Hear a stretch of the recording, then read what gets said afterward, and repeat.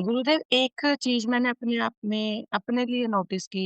आपने बोला कि ठीक है कि जो आपको सताता है या कोई भी परिस्थिति ऐसी आती है तो वो दृढ़ करने के लिए आती है। लेकिन मुझे लगता है कि किसी के दूसरे के सताने से इतना फ़र्क नहीं पड़ता। मैं खुद ही अपने आप को ज़्यादा कष्ट देती हूँ। मतलब मैंने देखा कि मैंने कई बार अपनी खाने की प्रवृत्ति पे, सोने की प्रवृत्ति पे ये कंट्रोल किया, लेकिन वो कुछ टाइम के लिए रहता है। ये मेरी प्रवृत्तियाँ गुरुदेव बार-बार वापस जो लौटती हैं, मैं उनसे ज़्यादा तंग होती हूँ। केवल आप ही नहीं, हर व्यक्ति उन्हीं से तंग होता है। हर आदमी स्वयं को ही कष्ट देता है।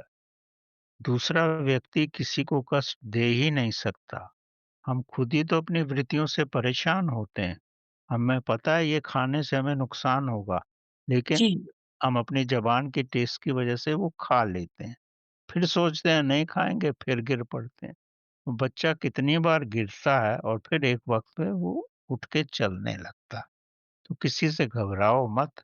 अगर गिरते हो तो कोई बात नहीं, फिर उठ जाओ। फिर गिरते हो तो फिर उठ जाओ। ये संसार का नियम है। एक दिन में कुछ नहीं होता। अगर आपको इंजीनियर भी बनना है तो 22 साल तक पढ़ना ही पड़ता है। ये तो परमात्मा के पास पहुँचना है, ये तो अनंत यात्रा है।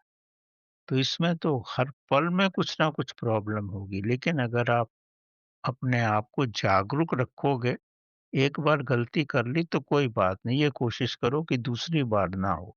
दूसरी बार भी होती है तो देखो अगली बार ना हो। तो आप अगर अब फिर भी गलती होती है तो अपने को दंडित करो।